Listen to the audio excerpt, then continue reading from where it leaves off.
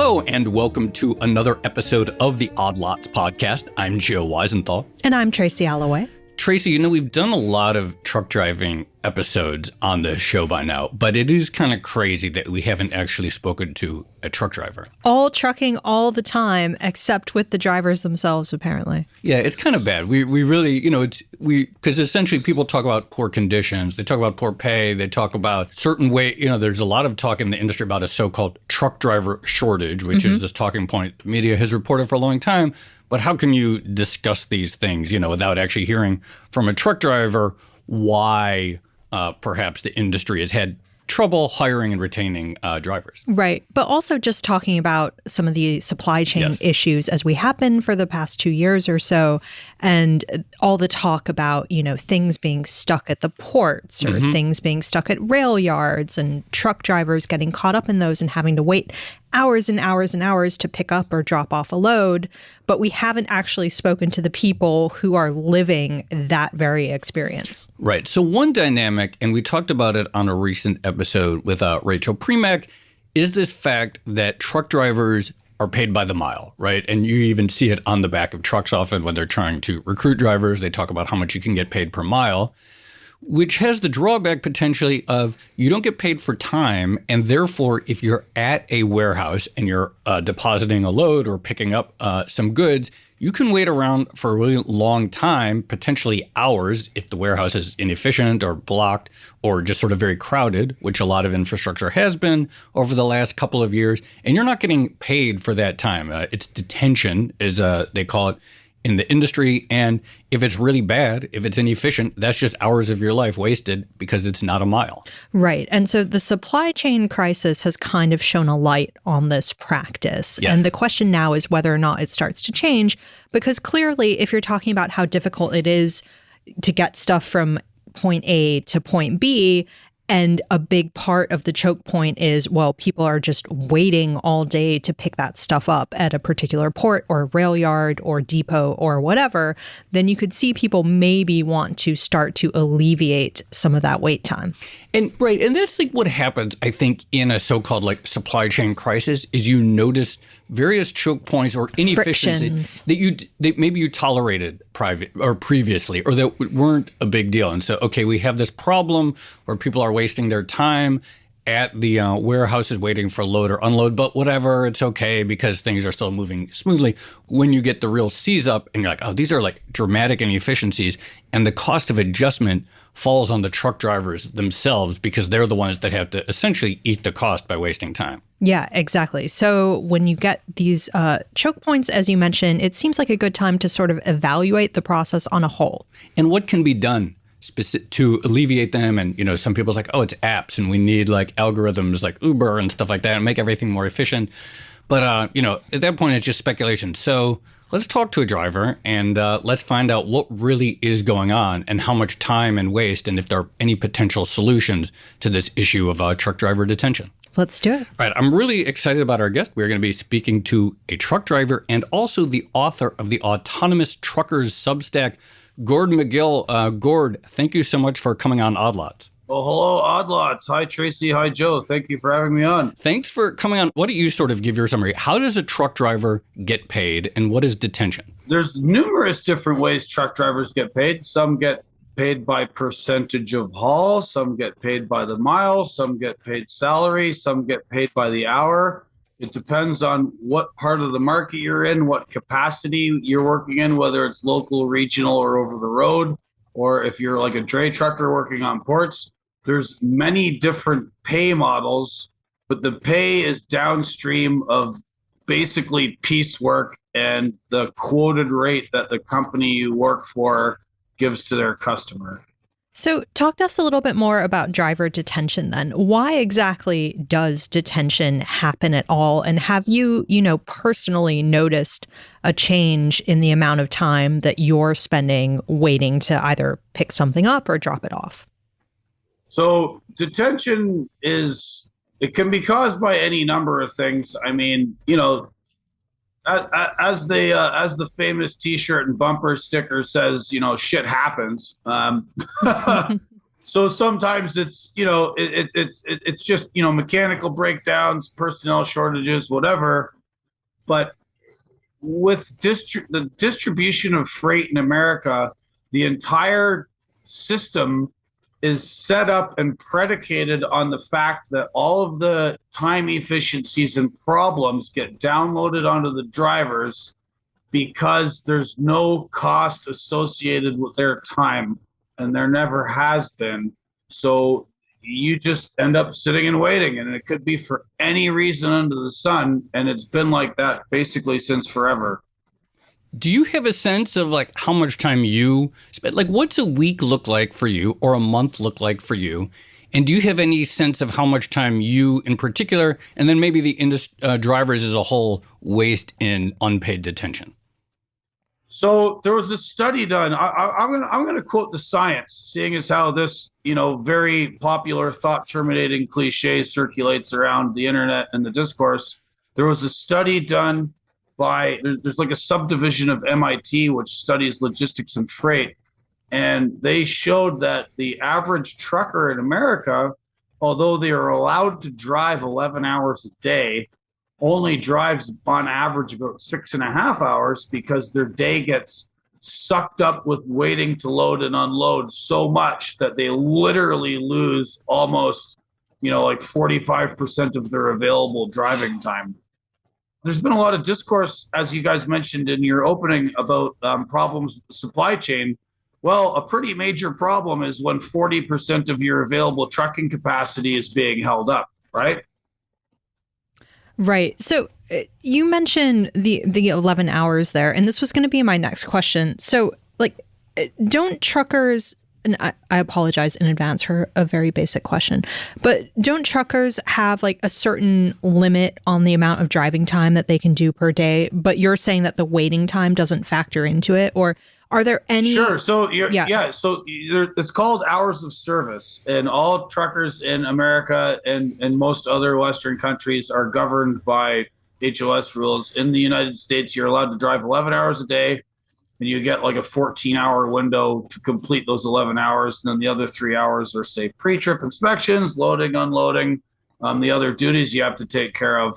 But if those other duties exceed the 3 hours and then eat into the 11 of driving, you lose them.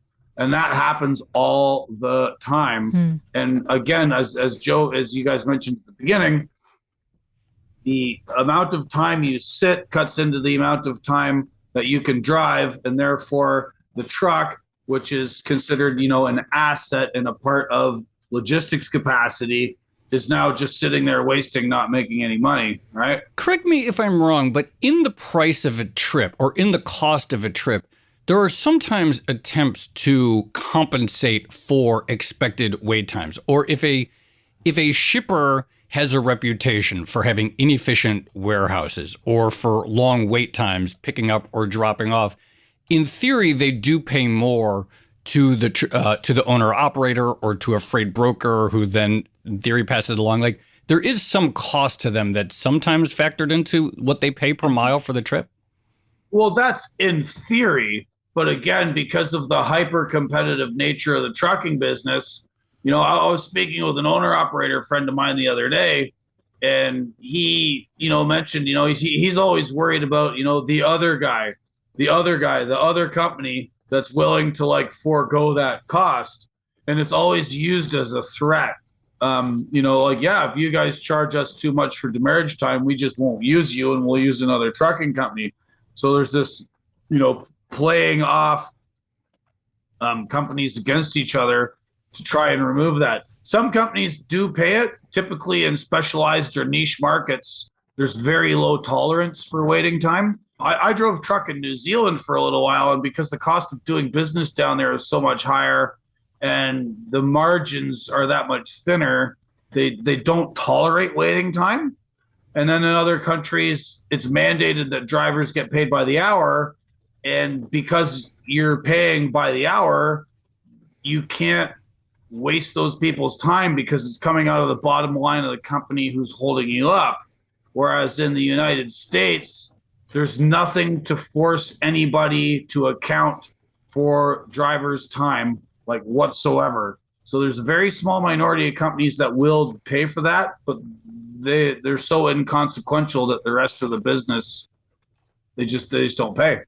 Well, maybe this is a good time to talk about how we ended up with that system in the US, because as you mentioned, like, it does seem strange.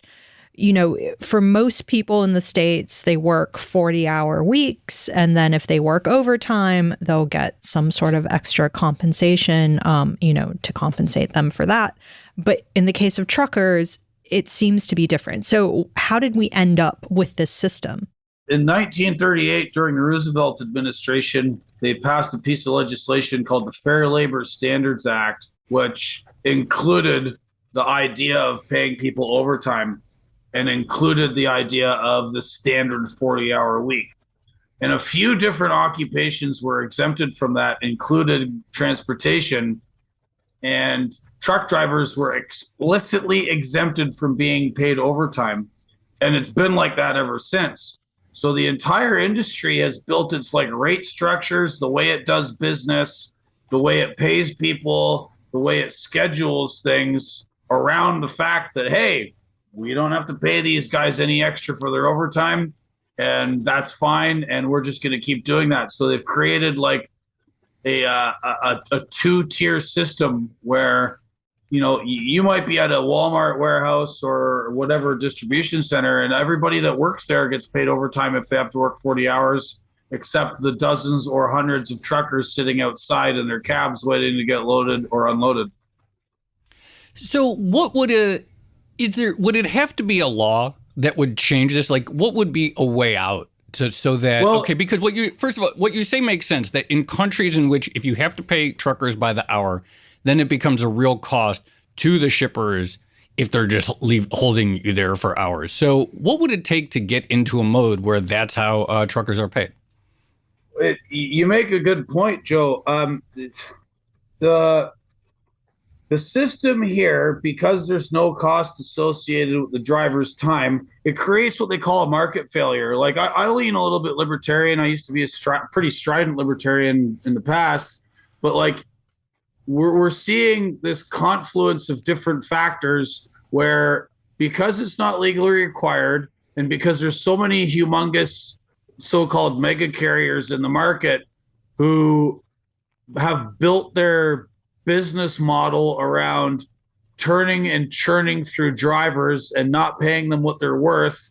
And as Professor Steve Viscelli said in his book, The Big Rig, Trucking and the Decline of the American Dream, that it doesn't cost them any extra money to manage driver retention and driver churn. So these companies have essentially built it into their operating model that you just don't pay overtime and you don't worry about it. So it just might be, as much as the libertarian part of my brain doesn't want this, that the government has to basically say, look, this industry and the supply chain system that keeps America going is dependent on having professionals and safe people that are happy with their jobs and want to stick around. And this model of not paying them isn't sustainable. So maybe, and I could be wrong, but maybe it is the Guaranteeing Overtime for Truckers Act, where there's that requirement that drivers be paid for their time in order to force all of these clowns to actually pay people what they're worth and to stop the ongoing churn retention cycle.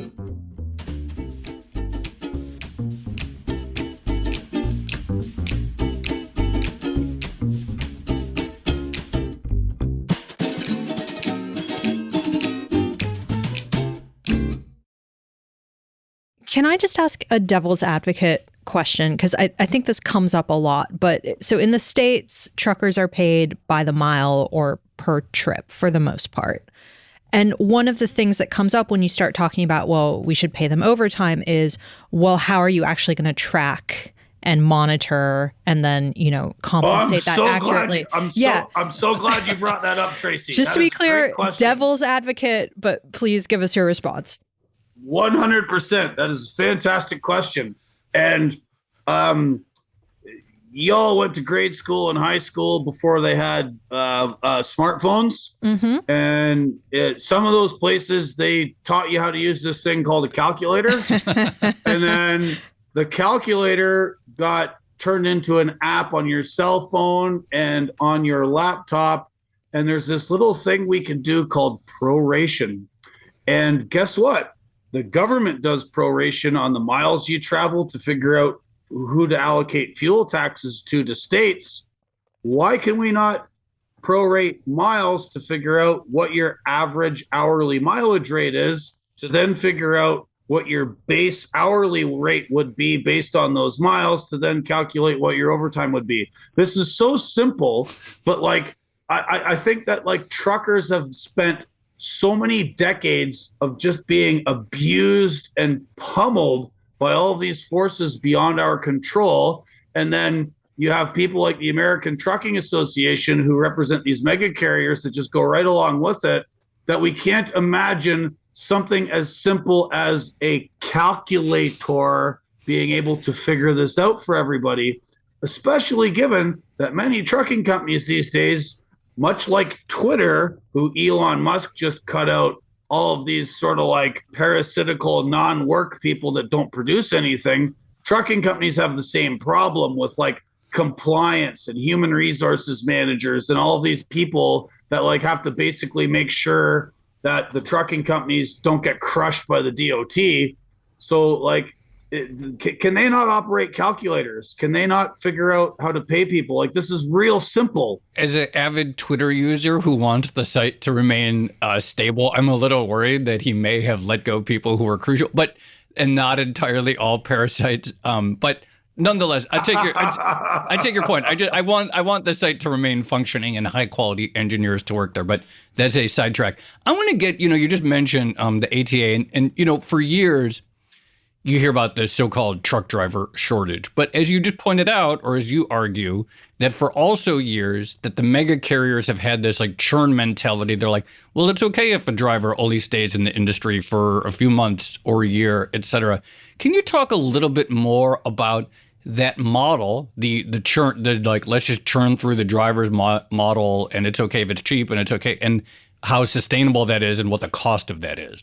Well, okay, so the short answer is A, it's not sustainable, and B, it's not sustainable because of the costs that have been externalized, right? So the costs are on both the drivers themselves, who, again, enter these models working for freight companies where they go through some kind of truck driving school, and they're often enough owned by the carriers themselves. And then they get either the carrier gets subsidized by the government in some way through subsidies or grants to hire drivers, or they offload the cost of the training onto the drivers through these like credit obligations with ridiculous interest rates. And then they have to sign a contract and stay with the company, but then the company abuses them. And then they discover that they waste half of their life waiting at docks or being at the mercy of dispatch systems that are often wonky, and nobody seems to care because you're at the other end of a surveillance technology like a Qualcomm or something in the truck, and the companies don't necessarily care about where you are or what your time is. So there's a lot of washout. And then there's also a lot of accidents.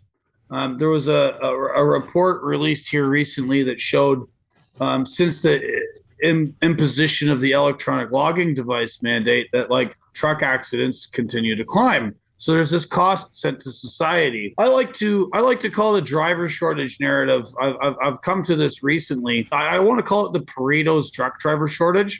So there are companies who are short drivers, right? Like the guys, some people I used to work for in Canada have got 20 trucks sitting, but they're a specialized niche carrier and they need competent, good drivers that know what they're doing.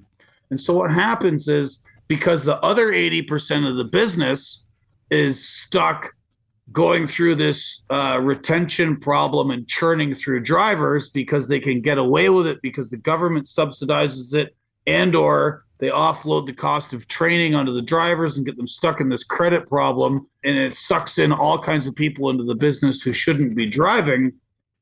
that 80% basically turns off the number of people who would come into it who are competent and who would graduate through the system, the pipeline, so to speak, from being a new driver to a good competent driver to moving on to a really good paying job that's, in a niche market, say doing oversized or hazardous materials or some such other commodity that pays a little better, and then sticking with it.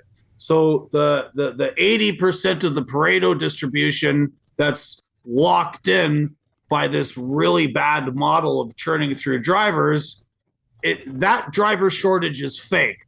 They just keep going through them. There's no shortage. There's tons of people with CDLs. They just end up quitting.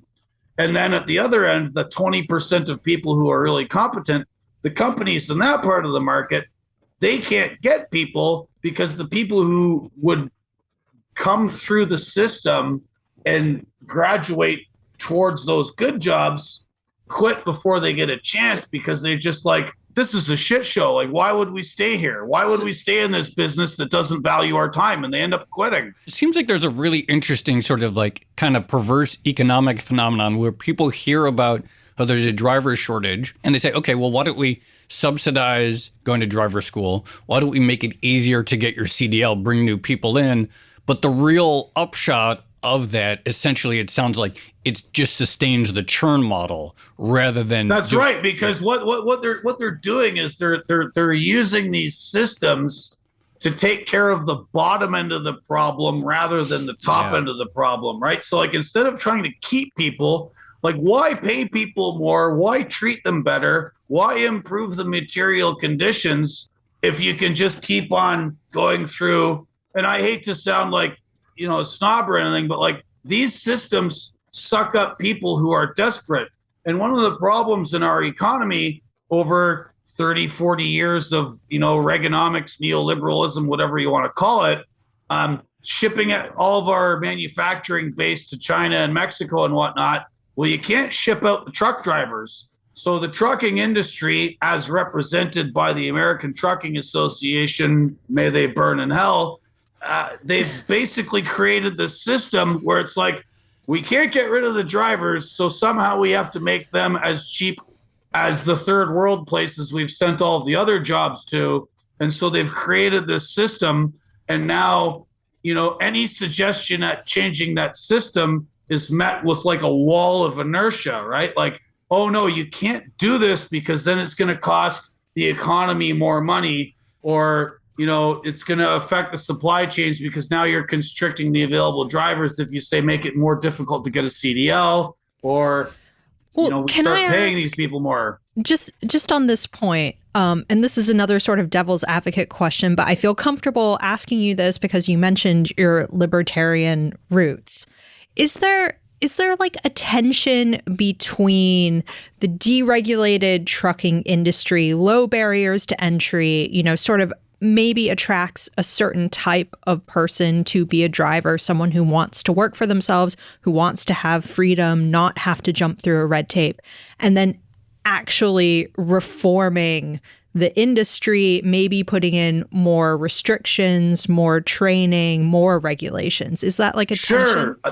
That is a tension, and that's a very good question, and I'm glad you asked it, because what happens with that tension is, so there's been a lot of discourse around about the downstream effects of the 1980 Motor Carrier Act signed into law by Jimmy Carter and the effects that's had on the trucking business and the downward pressure on rates and wages. And that's a thing. That's true.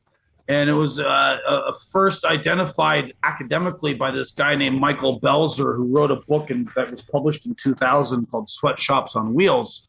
And a thing that Belzer identifies in the book, which I have also seen and a lot of other truckers have also seen, is that instead of regulating the business side of it, like freight lanes, how much your rates are going to be, all that side of the business, they now overregulate the operational side. So they regulate the drivers, right? So, and there's going to be another book being published next month by an academic at Cornell named Karen Levy, which is called Data-Driven Truckers in the New Workplace Surveillance. and she has spent 10 years studying like the effects of all of the regulatory imposition on the driver through surveillance technology, driver-facing cameras, ELDs, all of this stuff that's meant to regulate us because of the public's fear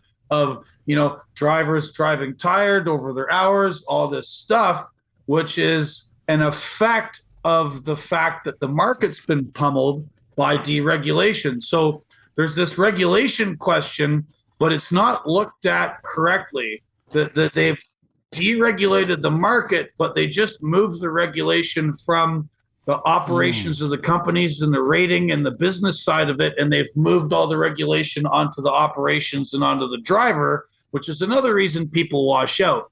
Because if you're somebody like me who's been in the business my entire life, my dad was a trucker, both my uncles were truckers, my grandpa was a trucker, I was helping mechanics fix trucks and driving around when I was a teenager after school, and I'm one of the sort of last of the big game hunters. I know what I'm doing. If somebody is a professional and knows what they're doing, they don't want to be told how to do their job by some human resources Harridan or a health and safety pencil neck person that's breathing down their neck. And that's a factor. Like another thing, and this applies more than just trucking, is like the psychology of people who work for a living. Most people that work for a living just want to do their jobs and be left alone. And we have this like management mentality where like every single thing has to be done exactly as the computer models tell us and as safe as possible. And like they're trying to impose theory on material reality, and it drives the people actually doing the work insane. So, you want to like end driver churn and driver retention. One of the factors causing that is that they've over-regulated the people doing the work rather than the people in charge of the markets in which the work is being done. Like, does that make any sense? Yeah, that's an incredible point. And I hadn't really thought about this before. This idea that's like, okay, the business of trucking, the business of pay, et cetera, increasingly deregulated, even as more burden gets shifted to the driver in the truck and the idea of monitoring. And so essentially sort of redistributing the imposition of where the regulation happens. And I hadn't really thought about it before, but it sort of leads me to where I was going to go with my next question. And, one of the things that Tracy and I have talked about, and we interviewed the CEO of a freight brokerage, kind of is this attempt to make it even more computerized, like the Uberization of trucking, that all deals are all gigs, are an app, and you put in your requirements, and then a job shows up. What have you seen in terms of how that affects you, this attempt to essentially apply this sort of algorithmic Uber model to your industry? Well, that model can work in certain sectors, but not all of them. So trucks move everything, right? And not all commodities, not all products get moved in the same type of truck, right? Right now, I haul logs.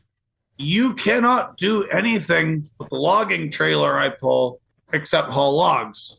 That's it. That's all it's good for, right? A really good friend of mine, owner-operator, his name's Chris.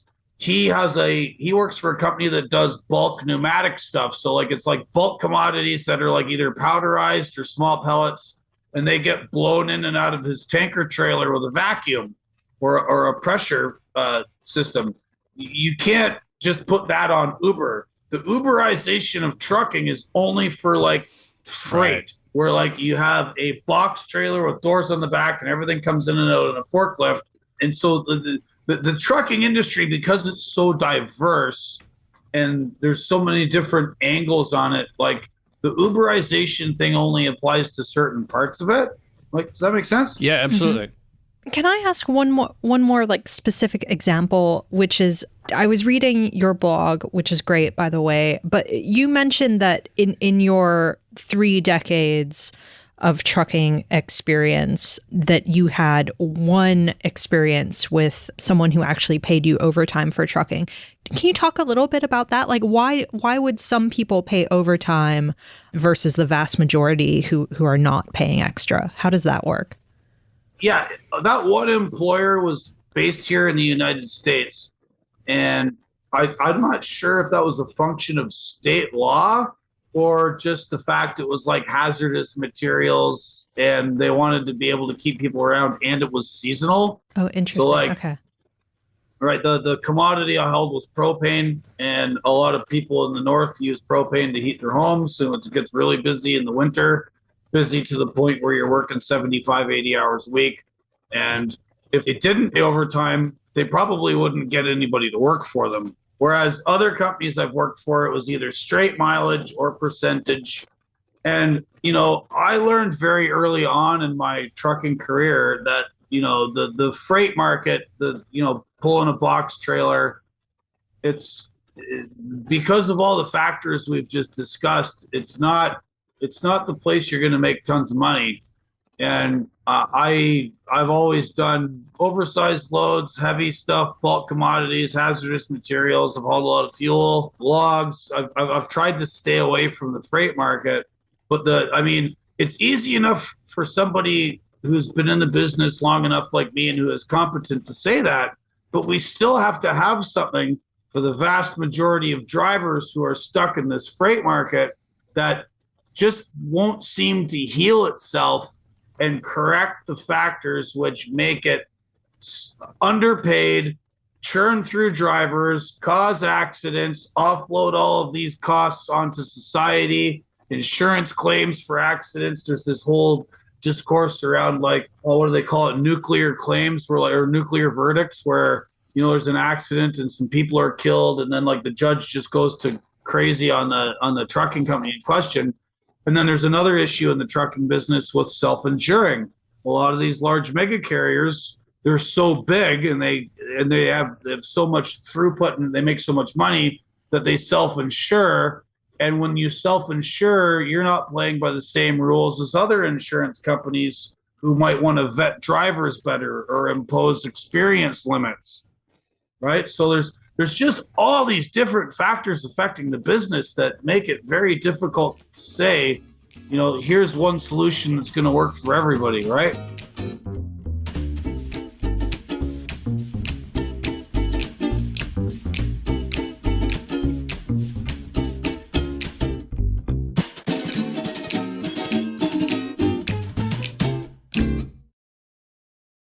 I want to get to just sort of the current state of the sort of market and the economy and diesel prices. But one last sort of just a detailed question. What do you do while you're waiting there for hours? What do truck drivers do while you're waiting in detention for hours? Do you honk your horn and complain and say, hurry up? Seriously, I don't know. The few times back in the day when I hauled freight, I just carried lots of books with me and I read. Some guys polish their wheels. Some guys catch up on sleep. Some guys, now there's smartphones, so they just scroll, read, catch up on sleep, whatever. And it should be noted that during the COVID regime, where everybody was scared of this marginally effective virus, that many distribution centers and facilities across America and Canada wouldn't let drivers in to use their facilities. A lot of them don't, as a matter of course, anyway. There's this whole problem with distribution centers not letting you use their lunchrooms or bathrooms or anything. They just expect you to stay in your truck the whole time. So you're basically being treated like a pariah as a matter of course. It's a sort of an industry standard thing. And then COVID cranked that up to 11 and made it even worse.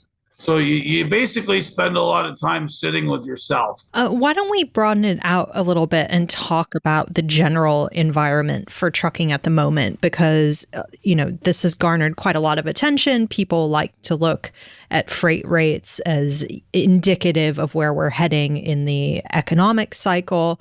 So what are you seeing in terms of, I guess, load activity and also the rates that you're actually being paid?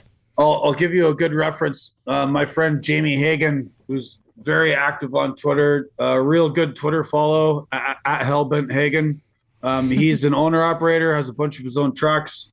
He made a tweet on the weekend about watching the spot load market load boards drop almost instantaneously. He would try and book a load and a load might pay $1.50 a mile, and then it would all of a sudden drop down to $1 a mile.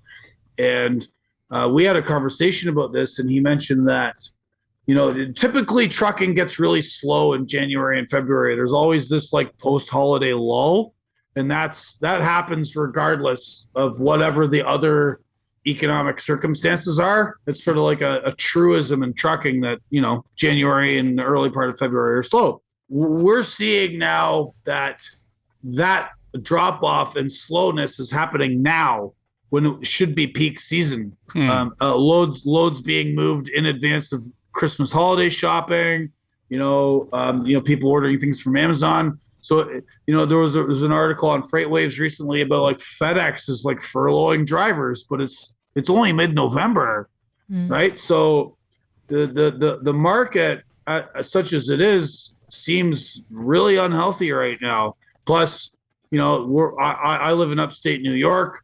$6.05 a gallon seems to be fairly average around here for fuel. That's unsustainable without significant fuel surcharges added to freight bills.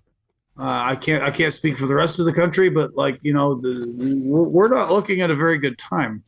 So I just have, I guess, one last question here, but whether it's, the sort of broader, the sustainability of existing trends, the current macro climate, and sort of all of it put together, do you see any prospect for change, positive in the industry or internally or self-motivated, or is it all sort of going to setting aside whether things even improve or whether there's a new pay model, which was probably not going to happen for a while, what do you see as lasting changes from the sort of the ructions that we've seen during all the supply chain stress and COVID?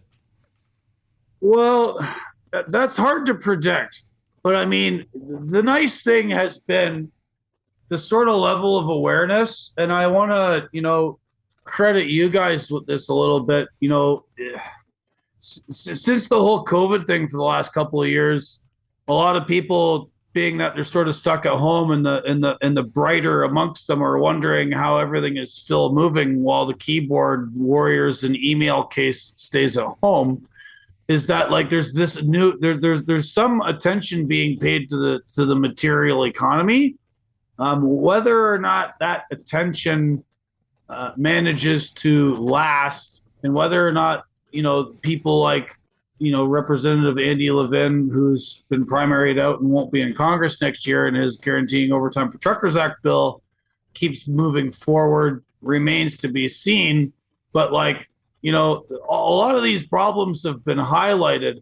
I don't know whether or not I should be optimistic about this, because the truck drivers are deeply cynical people, right? Because the exemption to us being paid overtime has been around for so long. The sort of the just nature of the business and so many different factors affecting trucking and making logistic, you just kind of sort of shrug your shoulders and say it is what it is.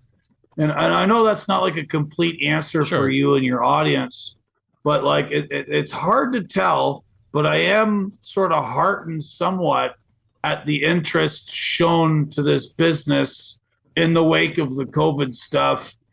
Guys like yourselves, and the popularity of people online, such as like Huntsman and various logistics specialists, that's good. Whether or not that translates into legitimate attempts to fix the business, I don't know.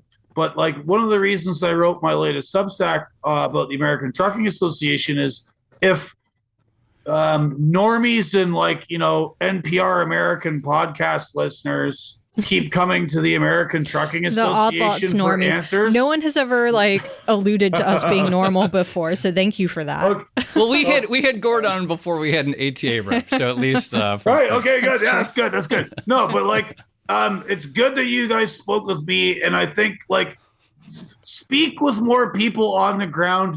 To borrow my friend Oliver Bateman's phrase, doing the work, doing the actual work of the material economy.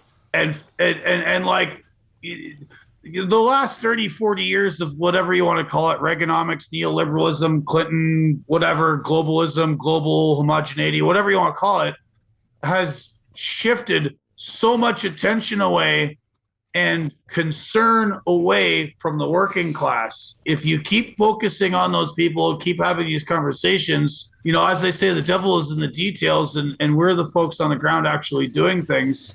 Keep that up, and you might actually start fixing things. Gord Magill, such a treat speaking to. Really appreciate you taking time out of your day to talk, and hope to have you back on at some point. That was really fantastic, and thank you so much. No, thank you guys. And like I say, keep it up. I appreciate your fetishization of freight nerdery and logistics and whatnot. It makes a fellow feel good.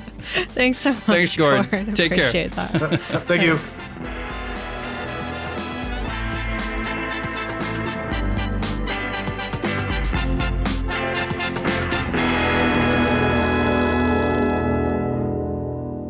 I thought that was a fantastic conversation with Gord, and just extremely, in a short time, extremely illuminating about some of the pain points in trucking that I hadn't fully appreciated before. Oh, absolutely. I hadn't realized that we had not actually spoken to a truck driver. I'm pretty sure we've spoken to some informally at various conferences over the years, but not officially on the podcast.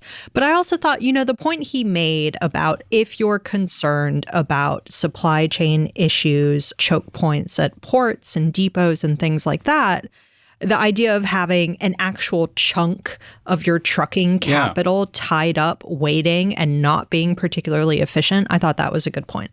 And I really thought it was interesting. I hadn't thought, it's like, okay, there's a shortage of, people keep talking about the truck driver shortage. And on some level, fine, we can accept that. But I hadn't really thought, it's like, okay, it makes sense. Like, make it easier to get a CDL, make it easier to go to truck driver school, make it easier for people to come into the business.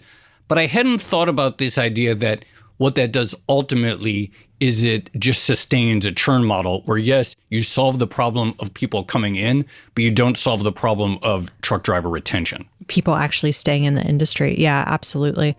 All right. Well, plenty more trucking episodes to come, I'm sure. Shall we leave it there for now? Let's leave it there. Okay. This has been another episode of the Odd Lots podcast. I'm Tracy Alloway. You can follow me on Twitter at Tracy Alloway. And I'm Joe Weisenthal. You can follow me on Twitter at The Stalwart. Check out the Autonomous Truckers Substack of our guest, Gord Magill. Follow our producer, Carmen Rodriguez, at Carmen Armin. And for all of our podcasts at Bloomberg, check out the handle at podcasts. And I wanted to let you know about a special event that we're holding for listeners. My co-host, Tracy Alloway, and I will be speaking with past guest Josh Younger, as well as Columbia Law professor Lev Menand in a special live episode of the Odd Lots podcast on November 29th. We're going to be holding it at Bloomberg HQ, and you're welcome to come, mingle, join. We're going to have cocktails, canapes, and other stuff on that day, along with the live recording.